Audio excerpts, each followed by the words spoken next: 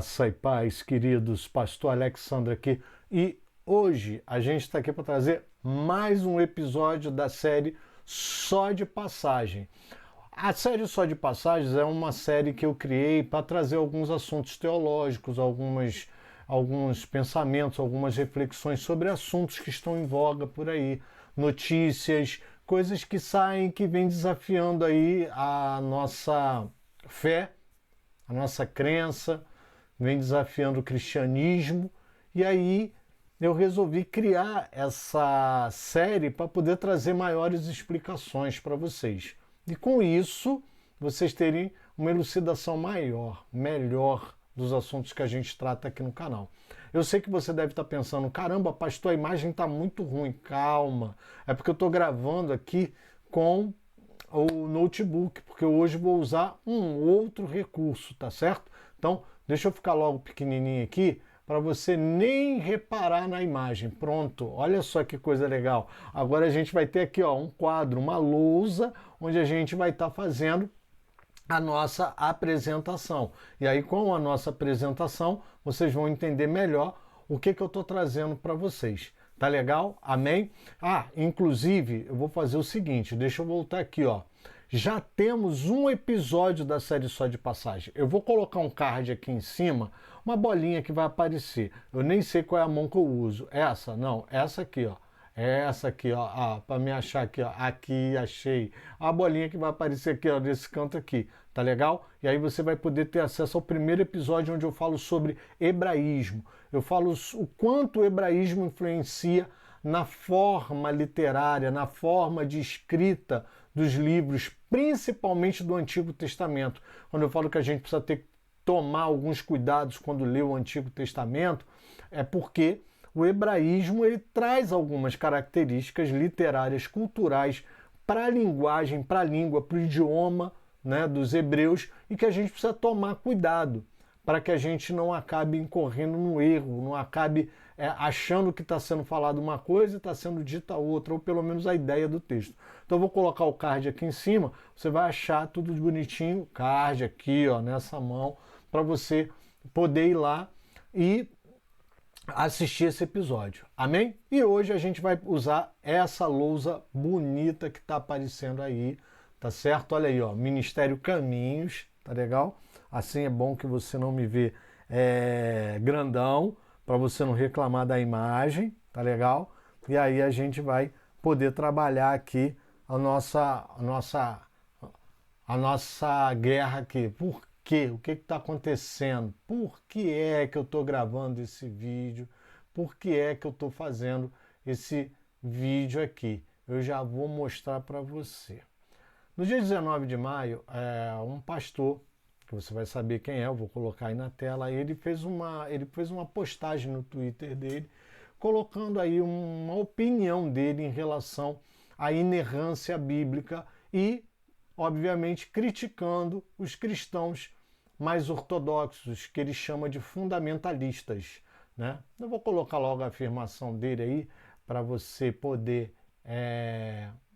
ver, né, o que ele falou, para você entender o motivo desse vídeo de hoje. Olha o que ele fala. Os fundamentalistas insistem que a Bíblia é inerrante nas legislações que contém. Alguns de nós entendem que ela é inerrante quando informa que a boa nova não é que a Bíblia se faz verdade, mas que o Verbo se fez carne. Amado. Essa é a afirmação de um pastor muito conhecido, tá? Vou colocar aí o tweet, você vai saber, né, quem é esse pastor. E nada contra ele, nada contra o ministério dele, a igreja dele, é uma igreja, é um povo de Deus. No entanto, amado, esse tipo de afirmação que ele faz é uma afirmação muito perigosa, porque primeiro ele chama a gente de fundamentalista. Até aí eu não vi muito mal, por mim, está até me elogiando. Depois ele vai falar que a Bíblia é inerrante, os fundamentalistas insistem que a Bíblia é inerrante, né, na questão de em relação às legislações que contém, né? Depois ele vai dividir aí dois grupos, né? Ele meio que vai criar uma cisão nos grupos que entendem como seria ou como deveria ser a inerrância bíblica. Então deixa eu te explicar.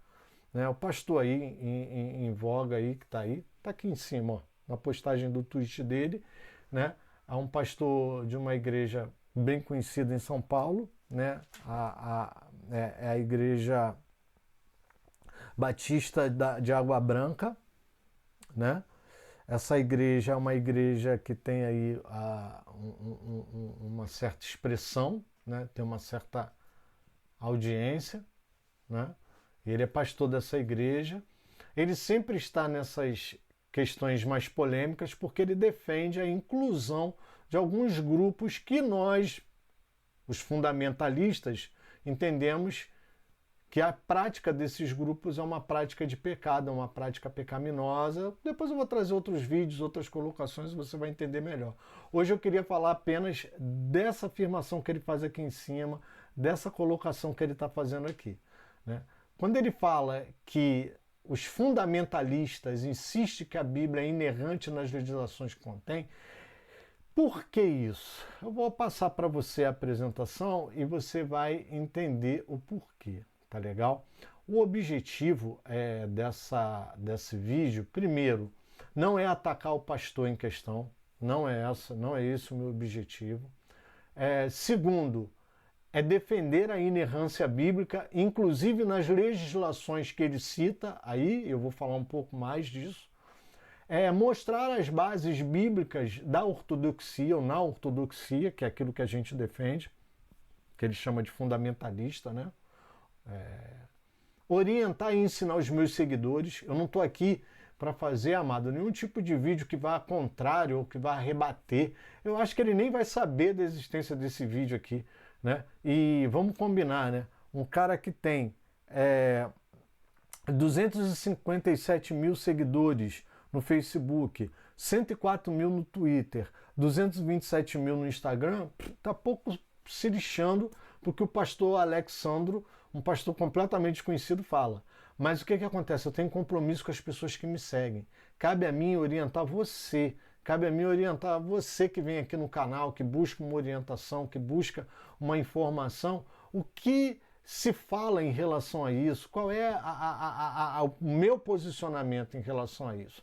E também, dentro de muita humildade, dentro de muita serenidade, dar informação e suporte a outros pastores.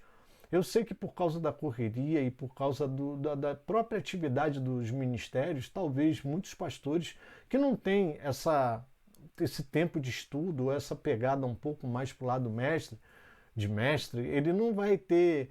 Ele vai ver isso, ele vai ver um vídeo, vai ver um Twitter desse, vai ver que está errado, mas ele não vai ter como buscar a resposta para isso. E aí, qual é o nosso objetivo, né, principal aqui quando a gente traz esse vídeo? É justamente trazer um vídeo com orientações onde a gente possa sistematizar as informações para que você possa responder. Tanto orientar os meus seguidores quanto os pastores que precisam de suporte e que queiram entender melhor que tipo de resposta dá esse tipo de ataque. Porque, na verdade, amado, essa informação que ele fala, esse Twitter aí que ele fala, é um ataque à nossa fé cristã. Bom, primeiro vamos começar por onde ele escreveu, né? Ele falou que os fundamentalistas insistem, né, que a Bíblia é inerrante nas legislações que contém, né? De vez em quando eu vou baixar as vistas aqui porque eu estou olhando a colinha aqui, tá, amado? Então, o que é fundamentalismo ou integrismo, ou que vem de íntegro? É um movimento protestante, tá, amado? A maioria das definições falam que esse movimento foi protestante, que enfatiza a interpretação literal da Bíblia como fundamental à vida e à doutrina cristã. Então, na verdade, ele está chamando a gente de fundamentalista, ele não está errado não, tá? Eu só acho que ele se excluir desse grupo o coloca numa linha de risco muito grande. Porque quando nós somos fundamentalistas, nós estamos dizendo sim, que a interpretação bíblica ela deve ser literal. E aí alguém vai falar assim, mas pastor, entender a Bíblia de forma literal não é errada? Não, entender a Bíblia de forma literal não é errada. Porém, nós temos que ter a sabedoria, a inteligência e a temperança suficiente para contextualizar a interpretação literal de forma que a gente não perca nenhuma mensagem que a Bíblia queira nos trazer e também que a gente não venha inventar moda com a Bíblia. Então, o que eu quero dizer com isso? Eu quero dizer que a gente pode contextualizar a interpretação bíblica para os nossos dias. A gente pode sim pegar textos mais antigos que remontam circunstâncias que já não existem mais na nossa época e a gente pode sim contextualizar. No entanto, o que a gente não pode é colocar a Bíblia para dizer aquilo que ela não diz. Por isso que a interpretação bíblica tem que ser literal. Porque, gente, se eu vou dizer o que a Bíblia não diz, que é o que esse grupo, o Ed, o Vitor Azevedo, o Dave, o Thiago Brunet, esse pessoal todo, eles querem dizer, colocar na Bíblia algo que ela não diz. E aí, nessa tentativa de colocar algo na Bíblia que ela não diz, eles atacam os fundamentalistas, ou seja, os pastores que interpretam a Bíblia como ela está escrita. Claro, contextualizando algumas interpretações, contextualizando sim algumas circunstâncias que não existem mais nos nossos dias. E aí sim, eu mantenho o sentido, eu mantenho a essência da mensagem sem inventar moda, sem colocar mensagem que a Bíblia não trouxe, não deu, não colocou, para agregar grupos que a Bíblia não contempla. Eu não estou falando de exclusão de grupos, eu estou falando de grupos que querem entrar no cristianismo, querem entrar no evangelho, mas não querem deixar os seus maus costumes, os seus pecados de estimação, não querem deixar sua vida de pecado, não querem deixar as coisas erradas que fazem. E aí, esses líderes mais liberais, eles têm que arrumar um pretexto bíblico, muitas das vezes em cima de um contexto fora do texto, e aí eles arrumam um pretexto para colocar para dentro a turma, adaptar essa turma ao evangelho adaptado, tá certo? Então, voltando aí à nossa definição, muito bonita aí, né? É a forma, fundamentalismo é o grupo, aí o movimento começou de interpretação de forma literal. Agora, o que eu quero que você entenda é o seguinte, vamos entender aqui uma coisa aqui básica. Se eu sou cristão, e a Bíblia é o único livro que narra com autoridade canônica a biografia de Jesus, indiretamente no Antigo Testamento, diretamente nos Evangelhos e em todos os atos, né, posteriores a Jesus, é óbvia, justificada e genuína a minha crença na Bíblia. Qualquer cristão vai crer na Bíblia, por quê? Porque a Bíblia é a reunião de livros canônicos, ou seja, que foram canonizados. Não foi assim, ó, junta aqui meia dúzia de livros. Não, isso foi estudado pelos pais da igreja, isso foi estudado por apóstolos, foi estudado. Foram livros que passaram pelo crivo dos estudiosos. E aí sim, por serem livros que foram escritos em épocas diferentes, por autores diferentes, em locais diferentes, em circunstâncias diferentes, porém com a mesma mensagem central, que é Jesus, os livros entraram no cânon. E aí eu, como cristão, que creio, cristão, seguidor de Cristo, eu creio em Jesus Cristo, eu vou ter a Bíblia como minha única regra de fé e prática. E vou crer na inerrância bíblica. A Bíblia não erra. Então, amado, desculpa aí esse pessoal mais liberalista, mas eu sou obrigado a ficar com a Bíblia. Mesmo que de forma literal, eu prefiro incorrer nessa suposta falha, né, que eu sei que não tem, do que ficar inventando moda. Vamos ver o que a Bíblia fala no Antigo Testamento? E aí eu vou trazer logo um texto para você de Números, capítulo 22, verso 38. Pega a sua Bíblia, tá, amado? Para você entender. Eu estou trazendo um exemplo aqui de Balaão, que era um profeta, e Balaão vai responder a Balaque, que é um rei.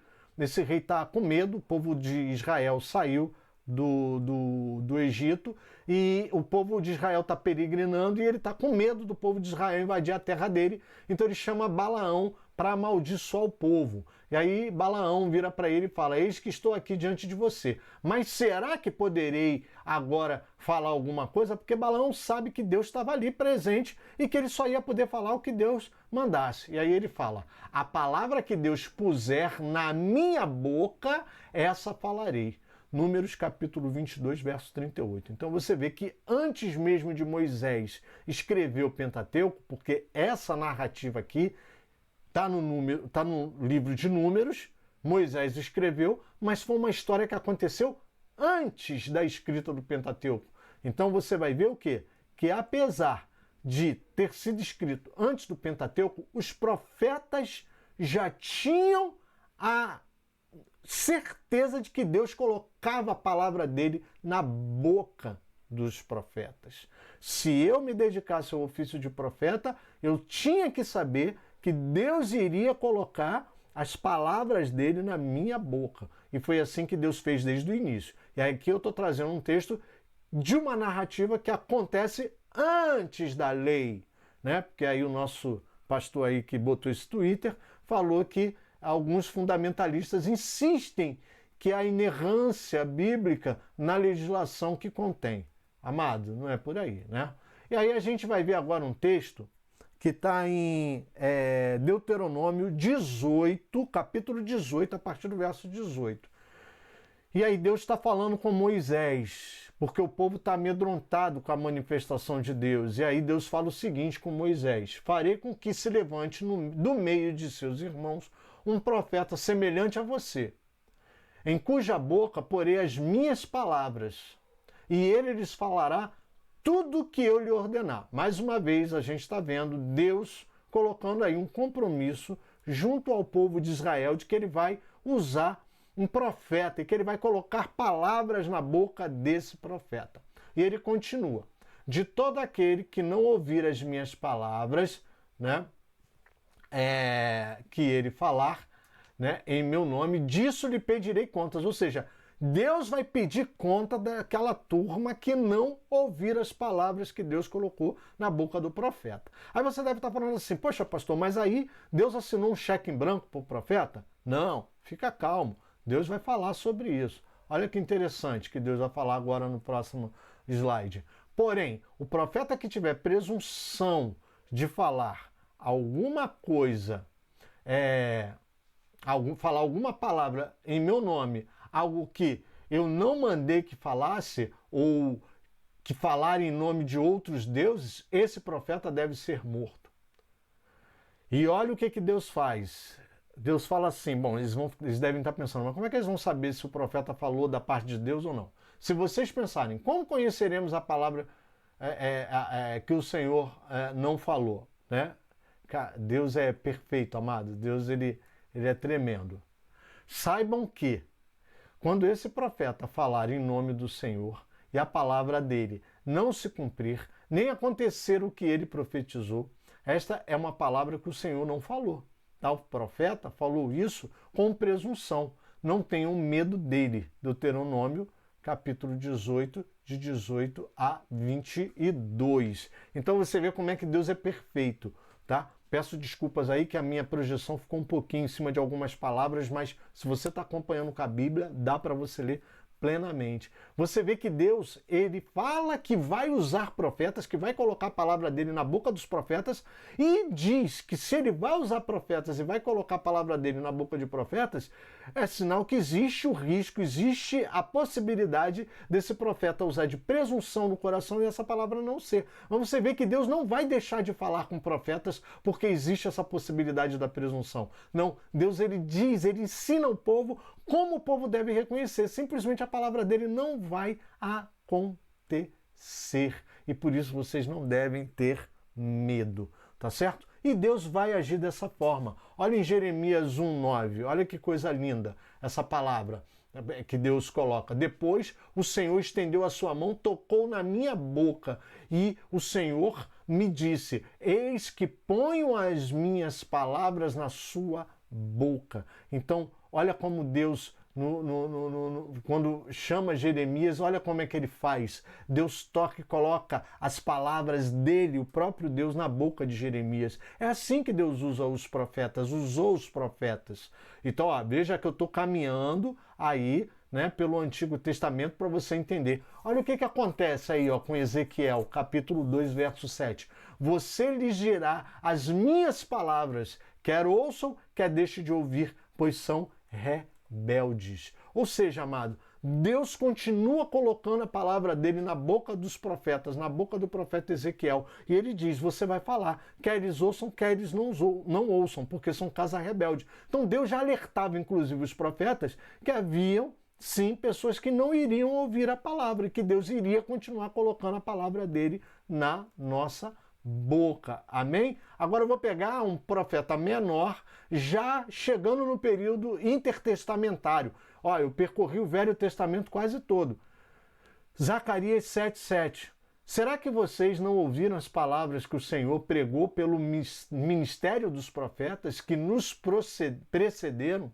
Quando Jerusalém estava habitada e em paz com as suas cidades ao redor dela, e o sul e Cefelá eram habitados, amado, aqui o profeta Zacarias está falando de uma situação muito diferenciada. Ele está falando no pós-exílio, ele está falando depois que acontece toda aquela... todo aquele juízo sobre Israel, e ele fala, olha... Ele está falando um pouco antes do período intertestamentário, mas já é um dos últimos profetas. Ele está falando assim, olha, vocês não ouviram as palavras que Deus pregou pelo ministério dos profetas? Então significa o quê? Que Deus falou o tempo inteiro através dos profetas. Você deve estar perguntando, mas pastor, por que o senhor está falando isso? Eu estou te baseando, eu estou mostrando para você que as palavras do Pentateuco, mostrei isso com Balaão, mostrei isso em Deuteronômio e mostrei que as palavras dos profetas têm valor porque foi Deus que colocou essas palavras na boca deles. Amém, querido? Glória a Deus? Então, vamos continuar aqui para o vídeo não ficar grande. Agora vamos para o Novo Testamento. Está aqui a palavra que a turma não gosta de jeito algum. Tá certo? A turma não gosta, né? Dessa palavra. De forma nenhuma, tá? É a de segunda epístola a Timóteo, capítulo 3, eu botei de 14 a 16 para a gente entender melhor. Ele fala assim, ó, quanto a você, permaneça naquilo que aprendeu e que acredita firmemente, sabendo que de quem você aprendeu. E que desde a infância você conhece as sagradas letras que podem torná-lo sábio para a salvação pela fé em Cristo Jesus. Toda escritura é inspirada por Deus e útil para o ensino, para a repreensão, para a correção e para a educação na justiça. Bom, qual o problema dessa passagem, amado? Que os caras aí, os liberalistas, tu encontra um problema nela, né? O problema está na correção. Quando fala que toda escritura é inspirada por Deus, até aí, beleza. Só que isso abrange um compêndio de comandos e ordenanças que vai coibir algumas práticas, mais práticas que o pastor que colocou o tweet e outros aí, né, soltos por aí, Vitor, Tiago, Dave, eles querem essas práticas porque é uma forma de arrebanhar o maior número de gente possível. Então aí o que acontece? O problema não está em arrebanhar o maior número de gente possível. Você deve estar pensando, pastor, você é contra arrebanhar o número de pessoas? Você é contra arrebanhar o número de gente, o maior número de fiéis? Não, não sou contra, amado. O problema é que você pode vir como está, mas você não pode permanecer como você chegou. Você vai passar por uma transformação. E essa transformação é operada pelo Espírito Santo de Deus. O Espírito Santo de Deus é quem vai fazer essa transformação na sua vida. Não é o pastor Alex, não é o pastor fulano, o pastor Beltrano. É o Espírito Santo de Deus que vai operar. O problema é que para eu eu não me comprometer com essa mudança, não ter que pregar essa mudança, não ter que falar dessa mudança, eu não quero a palavra de correção, eu não quero a palavra de repreensão e nem a educação na justiça, porque a educação na justiça é a palavra que me leva a ter um comportamento diferente. Agora eu quero trazer para você duas coisas aqui interessantes, por isso que eu botei esse texto enorme. Vamos lá. Que desde a infância você conhece as sagradas letras. Ora, Timóteo é um pastor contemporâneo de Paulo, ou seja, muito próximo de Jesus. O Novo Testamento ainda não estava sendo escrito. Haja visto que a carta que está sendo direcionada a Timóteo é uma das cartas que vão compor mais tarde o Novo Testamento. Logo, de que sagradas letras são essas que Timóteo já tinha conhecimento? O Antigo Testamento, amado. O livro da lei, o livro dos profetas, o livro dos reis, todos esses livros, eles já traziam ensinamentos e eram conhecidos como sagradas letras. É assim que Paulo chama, porque a gente fala muito o 16, o verso 16, toda escritura é inspirada por Deus, mas a gente esquece de ler antes. Quanto a você, permanece naquilo que aprendeu. Timóteo aprendeu aonde? Timóteo aprendeu com quem? Ele aprendeu com a Bíblia que já havia na época, com as escrituras que haviam na época. Era comum Jesus chegar na sinagoga e encontrar as pessoas lendo o livro de Isaías. Ora, então não tem valor o livro de Isaías? As profecias de Isaías? Como é que eu vou desabilitar? Como é que eu vou desprestigiar a palavra do Antigo Testamento, do Velho Testamento? Como é que eu vou valorizar uma doutrina de uma nova aliança, da hipergraça que esses pastores andam pregando, em detrimento do Antigo Testamento, amado? Não pode. A palavra que Paulo está dizendo para Timóteo que ele aprendeu desde pequeno são as sagradas letras, são as palavras do Antigo Testamento, querido. E aqui duas curiosidades para que você entenda. A palavra escritura, ela vem da palavra grafê, que significa grafia, escritura mesmo, e ela se repete 51 vezes no Novo Testamento. Todas as ocorrências dela falando das escrituras sagradas. Nenhuma das ocorrências dessa palavra traz dúvida a respeito do sentido dessa palavra no grego, dando uma tradução para outra coisa, senão a Bíblia, o livro que já havia escrito, a tradição judaica escrita. Inspirado aí vem de Theos Pneutos, ou seja, Espírito de Deus, inspirado pelo Espírito de Deus, inspirados pelo Espírito Santo. Então dizer que a Bíblia é inerrante é pegar esse versículo que Paulo escreve para Timóteo, rasgar e jogar na lixeira. Me perdoa, mas é loucura isso, né? E aí vai falar assim, não, mas ele estava falando do Antigo Testamento, só que a gente já viu. Vem comigo que você vai entender tudo.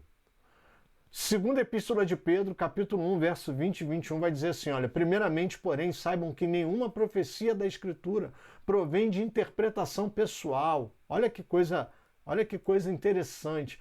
Pedro aqui está falando que nenhuma das Escrituras vem de interpretação pessoal, porque nunca, jamais, qualquer profecia foi dada por vontade humana, ou seja, a palavra de Deus não veio por vontade humana, pastor Ed, não veio.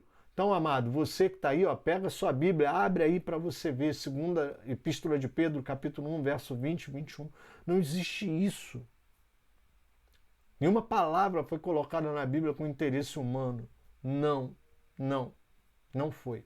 Então, tá aí os apóstolos, né, escrevendo, falando sobre a Bíblia. Mas aí vamos adiante, porque agora eu vou trazer uma palavra, né, de Lucas, capítulo 1, verso 70.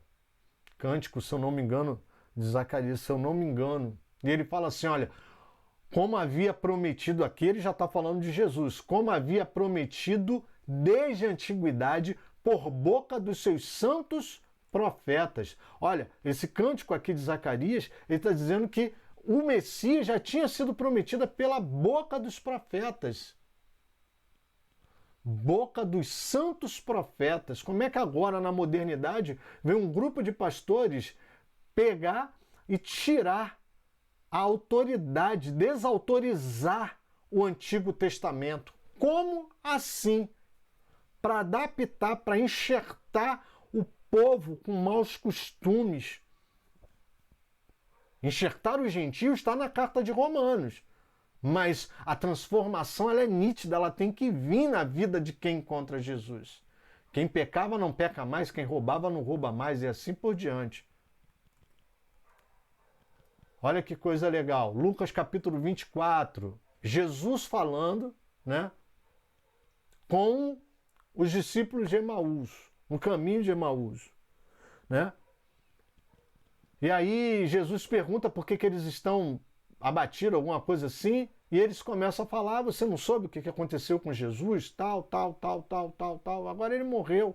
Ficou nítido para Jesus que aqueles discípulos estavam completamente desapontados com a morte do Messias. E aí Jesus fala para eles, começando por Moisés e todos os profetas, explicou-lhes o que constava a respeito dele em todas as Escrituras. Ora, amado, vamos lá. Se Jesus está com os discípulos no caminho de Emaús, explicando para eles o que falou dele, o que estava escrito a respeito dele em todas as Escrituras, de que Escritura Jesus mesmo está explicando para os discípulos de Emaús? As Escrituras do Antigo Testamento, amado. Então, vamos continuar que eu vou chegar em todo ponto aí, tá? Todo ponto aí que tá duvidoso, tá? João capítulo 5, verso 46 e 47. Jesus falando com os escribas e com os fariseus, ele fala: olha, porque se vocês de fato crescem em Moisés, também creriam em mim, pois ele escreveu a meu respeito. Amado, o próprio Jesus está dizendo que Moisés escreveu a respeito dele, de Jesus. Como é que pode? E aí vem pastor Ed aí dizer que os fundamentalistas acham que a Bíblia é inerrante, se enganam, né? Porque acham que a Bíblia é inerrante, né, na legislação que contém. Não foi Moisés que escreveu a legislação citada aí pelo pastor? Está aí a resposta, o próprio Jesus falando. Se, porém, não creem nos escribas, nos escritos dele, como crerão nas minhas palavras? Jesus compara as palavras dele com o que Moisés escreveu, amado. Isso é muito sério. Isso é muito sério, isso é grave. Então aqui eu estou colocando o que o próprio Jesus fala a respeito do Antigo Testamento. O que Jesus fala sobre a lei, amados? Olha o que Jesus fala sobre a lei. Não pense que vim revogar a lei ou os profetas. Não vim para revogar, mas para cumprir, porque em verdade lhes digo, até que o céu e a terra passem, nem um i ou um tio jamais passará da lei até que tudo se cumpra. Mateus capítulo 7, verso 17 e verso 18. Esse pessoal aí do liberalismo tem mania de dizer que Jesus veio revogar a lei, né? É muito comum isso acontecer. Eu conheço gente que tem essa mania. Não, Jesus veio revogar a lei, Jesus veio mudar a lei, Jesus veio... Não, depois de Jesus a lei não tem mais valor, não tem...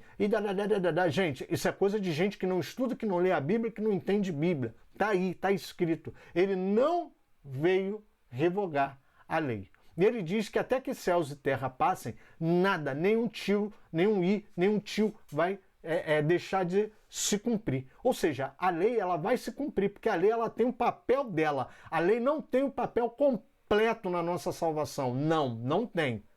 Não tem. O papel é feito por Jesus e você vai entender isso nas passagens que eu vou trazer à frente. Mas está aí claro que ele não veio para revogar. Muito pelo contrário. A lei estava aqui embaixo, ó. Jesus veio para nos colocar no nível acima.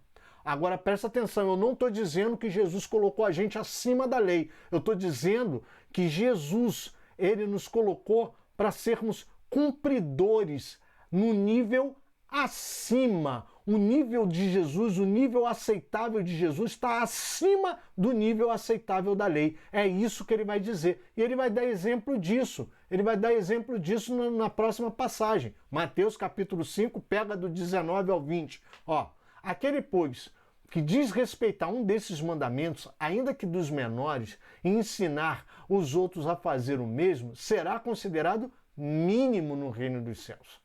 Aquele, porém, que os observar e ensinar, esse será considerado grande no reino dos céus. Porque eu afirmo que se a justiça de vocês não exceder em muito a dos escribas e fariseus, jamais entrarão no reino dos céus. Jesus estava falando o quê? Olha, se a justiça de vocês não exceder, ou seja, não for maior, não estiver acima, não estiver um nível acima dos escribas e dos fariseus que são cumpridores da lei, vocês não vão entrar no reino dos céus.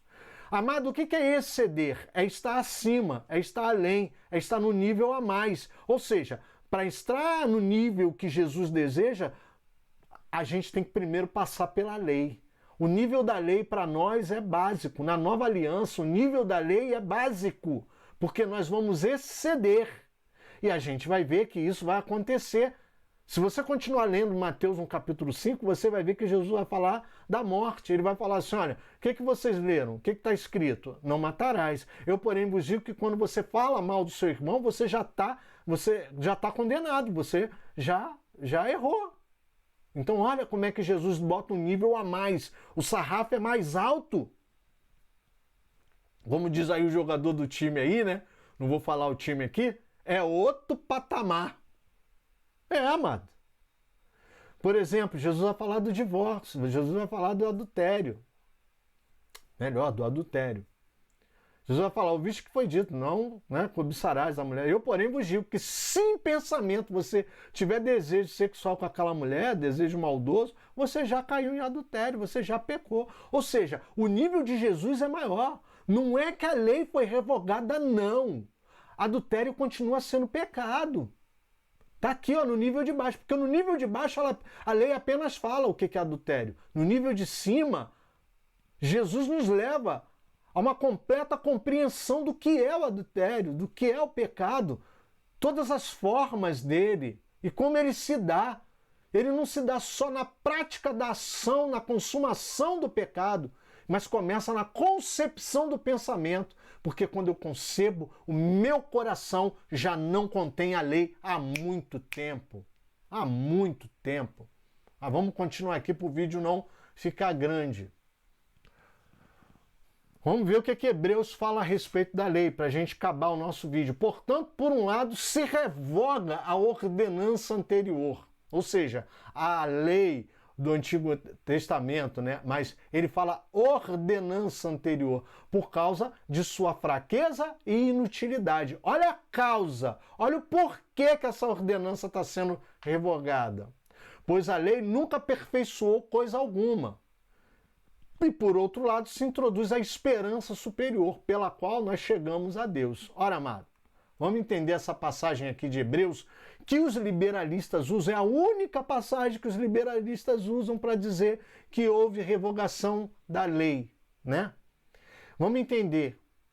Quando ele fala de ordenanças aqui passada, ele está falando dos preceitos da lei cerimonial. A lei judaica, a lei mosaica, ela é dividida em duas, lei moral e lei cerimonial.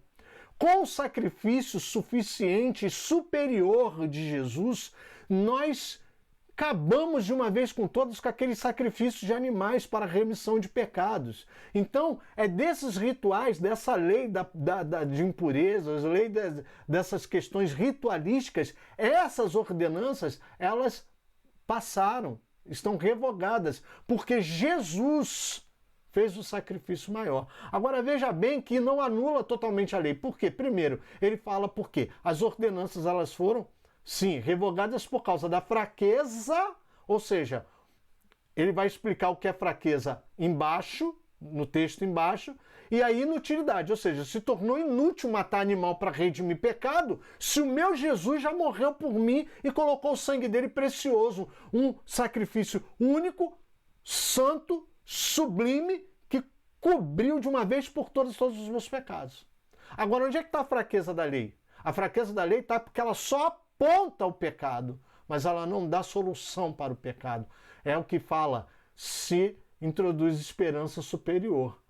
Ele fala antes ali, pois a lei nunca aperfeiçoou coisa alguma, porque em Jesus nós somos aperfeiçoados. Quando Jesus traz a graça, ele traz a graça para uma mudança de comportamento, para que verdadeiramente possamos mudar a nossa vida. As coisas velhas se passaram, tudo se fez novo. A lei diz que eu não posso correr na estrada. Tem uma placa lá de 50 quilômetros por hora, mas a graça diz para mim o seguinte: eu não vou correr acima de 50 porque eu não quero causar um acidente, eu não quero atropelar ninguém, nem um animal. Ou seja, é a consciência que é transformada. A lei agora ela é inscrita no meu coração. Deus muda o meu coração. Na graça há mudança de comportamento, sim. Mas por que, pastor, que eles falam isso? Pelo seguinte, eu vou te explicar. A revogação aqui, ó, fala do preceito da lei, procedimentos e rituais, não da lei moral. Sua essência e sentido continua válida. Por que eu estou colocando isso aqui? Não matarás. Está lá na lei mosaica. Está lá nos 10 mandamentos. Amado, mata alguém para você ver? Ora, se a legislação que está na Bíblia, no Antigo Testamento, está errada, como o pastor Ed falou, né? Está equivocada, nós somos fundamentalistas porque acreditamos, vai matar alguém. Vai pegar a propriedade de alguém, que é a cobiça, né? Vai pegar a propriedade de alguém. Vai pegar a propriedade de alguém para você ver o que acontece. A propriedade privada, vai pegar. Né? Isso não existe. Isso não existe. Isso não pode acontecer, amado. Desculpa, não pode acontecer. A lei moral continua válida. Ela serve de parâmetro básico. Mas aonde Jesus nos colocou? Numa aliança superior. Ou seja, nós não precisamos da lei como parâmetro e como forma de religiosidade e legalismo, porque nós estamos acima, nós estamos bem acima do cumprimento da lei dos fariseus e dos escribas. Nós excedemos, a nossa justiça excede, ela vai muito além de tão somente apontar a lei. Ou seja, eles precisavam da lei no Antigo Testamento só para saber o que era certo e errado. Nós temos aqui, ó, no nível acima, consciência do que é certo e errado e por que eu não devo fazer. Amém, querido? Vamos continuar aqui para a gente acabar, para a gente não ficar com muito grande. A lei cerimonial, seus preceitos foram revogados. Por quê? Não preciso mais sacrificar, não preciso mais oferecer certos tipos de sacrifício. Sabe por quê, amado? No judaísmo antigo, né? E aí a gente vai ver em Romanos sendo falado isso, a gente vai ver Pedro falando sobre isso, a gente vai ver Hebreus falando muito sobre isso, porque no judaísmo, primeiro eles se santificavam do ponto de vista humano deles, para depois eles serem justos, se tornarem ou se intitularem justificados. Tudo aí no judaísmo é feito com a força do próprio braço. Ou seja, eles primeiro buscavam a própria santificação com os 600 mandamentos. Amado, os escribas, os fariseus, eles tinham cerca de 600 mandamentos que eles seguiam. Por isso que tem aquele fariseu que vai perguntar a Jesus qual é o maior dos mandamentos. E Jesus resume os 600 em um só. Amarás ao teu Deus acima de todas as coisas e ao próximo como a ti mesmo. Ou seja, Jesus estava falando assim, olha, eu estou em outro nível. Se você amar a Deus acima de todas as coisas e o próximo como a ti mesmo, essas 600 você tira de letra.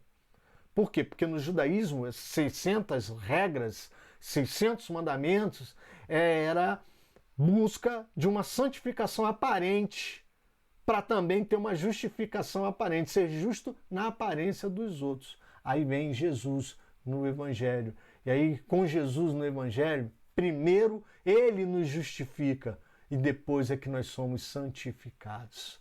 Porque o esforço não é nosso, o mérito não é nosso, nós não fazemos nada de nós mesmos, nós não temos nada para oferecer a Deus, nós não podemos fazer nada que mude o nosso estado, nós não podemos fazer nada que mude o nosso estado original. Só Jesus pode nos salvar, só Jesus pode fazer por nós algo de bom. De nós mesmos nós não podemos fazer nada. Por isso que pela graça sois salvos. Isso vem de Deus, não é mérito humano. Amém, querido? E aí, né, para eles que usam aí Hebreus 7, vamos lá, Hebreus 8, 10. Porque esta é a aliança que farei com a casa de Israel. Depois daqueles dias, diz o Senhor, imprimirei as minhas leis na mente deles e as escreverei sobre o seu coração. E eu serei o seu Deus e eles serão o meu povo. Hebreus capítulo 8, verso 10. Amém, amados? Olha aí, ó. Como é que pode o escritor de Hebreus, que no capítulo 7 diz que a lei está revogada, no capítulo 8 ele coloca essa inscrição aí, essa transformação, essa nova aliança. Ah, querido, o objetivo desse meu vídeo era esse, trazer esclarecimento da palavra bíblica, trazer esclarecimento para você que me segue, trazer ferramenta para os pastores entenderem aonde que está pegando, qual é o problema da afirmação bonita, né? Uma afirmação bonita desse rapaz, uma afirmação aí, né? Ele colocando aí, né? O que ele fala, né? A fala dele é uma fala muito bonita, uma fala muito, né? Eu vou voltar lá a fala para você ver, né? Deixa eu voltar a fala aqui para você ver, né? Olha lá a fala, peraí, vamos colocar aqui, ó, vamos colocar aqui, peraí, gente, vamos colocar aqui, ó, peraí, tá aí, ó, os fundamentalistas insistem que a Bíblia é inerrante nas legislações que contém.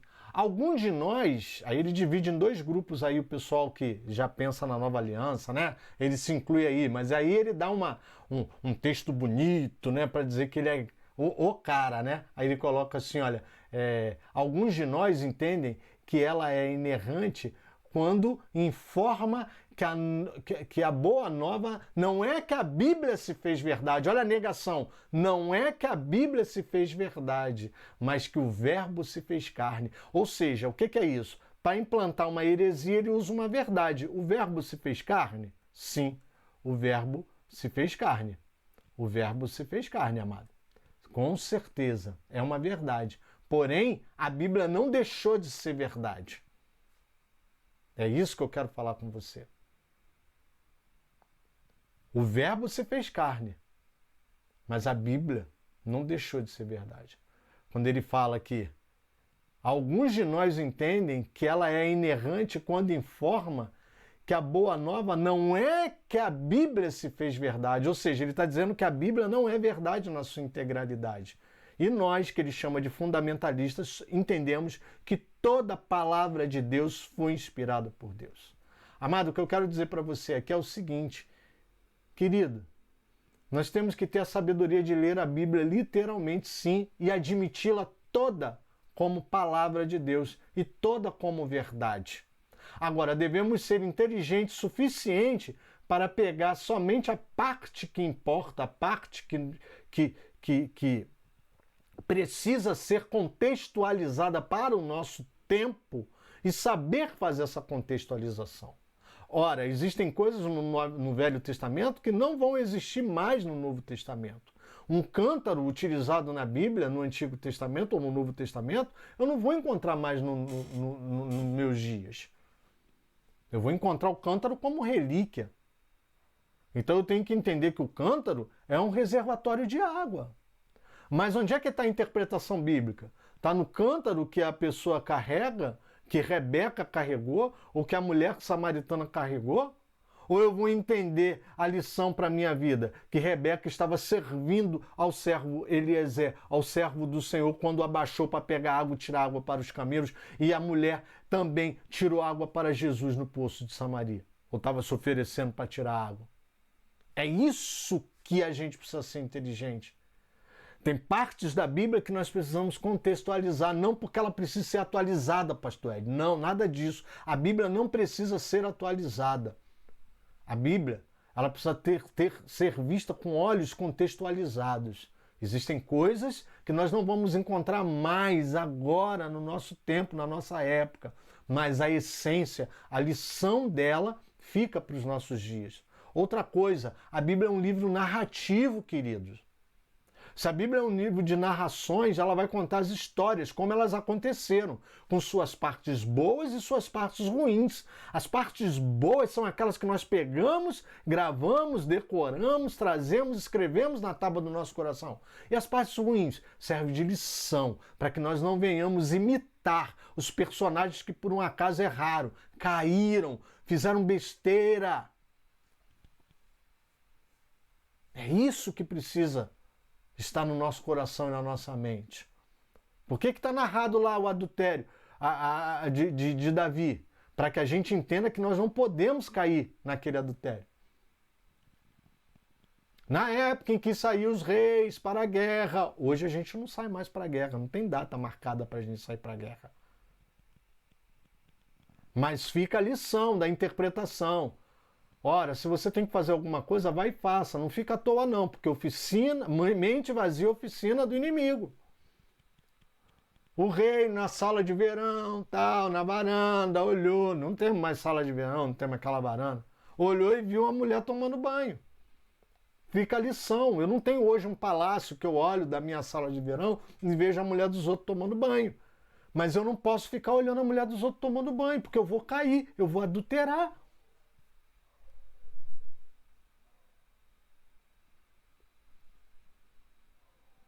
É para isso que está narrado na Bíblia as histórias ruins, as histórias de queda, as histórias de tropeço. Não é para que a gente diga que a Bíblia não presta, porque ela é errante, porque ela tem narrativas ruins, coisas ruins. Não, amado. Está lá para que a gente entenda que a gente não deve fazer aquilo.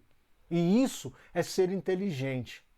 Mas essa galera aí está trazendo, né, suas adaptações, que eles chamam de evangelho, para arrebanhar mais gente.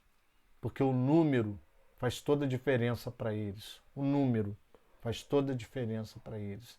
E com isso, eles vão acusando a gente de fundamentalistas e vão incutindo aos pouquinhos na cabeça de todo mundo que a Bíblia é radical, que Deus é bipolar, que não é assim, que nós não devemos interpretar o pé da letra, e com isso vem arrebanhando grupos que não estão dispostos a mudar o seu estilo de vida para estarem dentro do Evangelho. E com isso eu trago para dentro da casa de Deus costumes pecaminosos, coisas que Deus não adota, coisas que Deus não perdoará. Que fique claro isso. E eu vou trazer outros vídeos aqui, no Só de Passagem, falando desse pastor e de outros, defendendo essas práticas.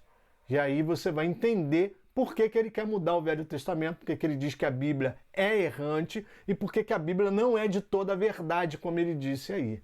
Tá bom, amado? Eu te agradeço e fica com Jesus e te aguardo no próximo Só de Passagem.